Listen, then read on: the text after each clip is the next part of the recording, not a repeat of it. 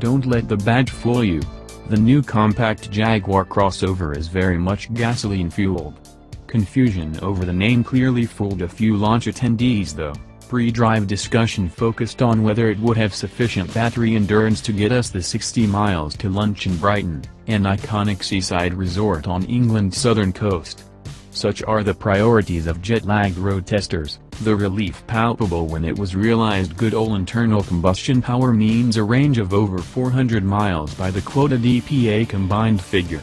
And our fish and chips wouldn't be going cold. The fully electric F-Pace will join the crossover lineup eventually, but for now the F-Pace is a more conventional junior partner to the F-Pace, the fastest-selling vehicle Jaguar has ever built. Why wouldn't they want to capitalize on that with a smaller, more affordable but equally stylish second model line?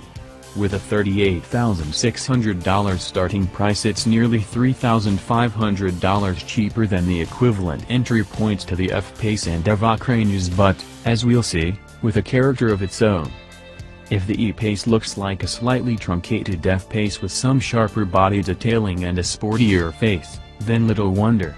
The basic lines are familiar, but it's 13.3 inches shorter overall and 7.6 inches less in wheelbase. It looks taller as a result but is more or less identical to the F-Pace in height, with harder edges, reverse cuts in the flanks that catch the light, and a slinky trunk lid helping make it look lower and wider than it actually is. The E-Pace's power makes itself felt in the first few miles of the test route. Jaguar could have played home advantage and routed us onto suitably smooth and flattering roads.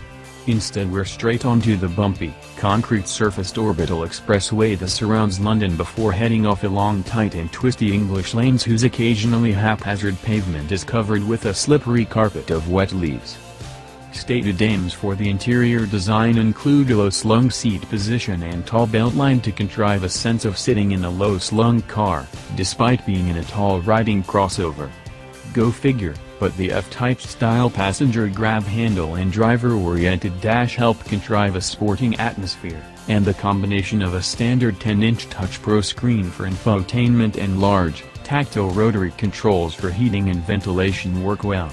The optional multi-configurable 12.3-inch TFT interactive driver display and next-gen full-color HUD demonstrate JLR has got its act together with the tech too. And even on slippery roads, the handling balance is true to the dynamic promise. Sure, you're still in a tall, nose-heavy crossover, but the front axle has bite. On this active driveline-equipped car there's a rear-driven sense of being pushed into the turns that contrasts with that of being hauled out by the Haldex-style systems in most rivals. It's safe and secure in these conditions as you'd hope of a family-oriented crossover. But with enough sparkle to make it fun when you're on your own.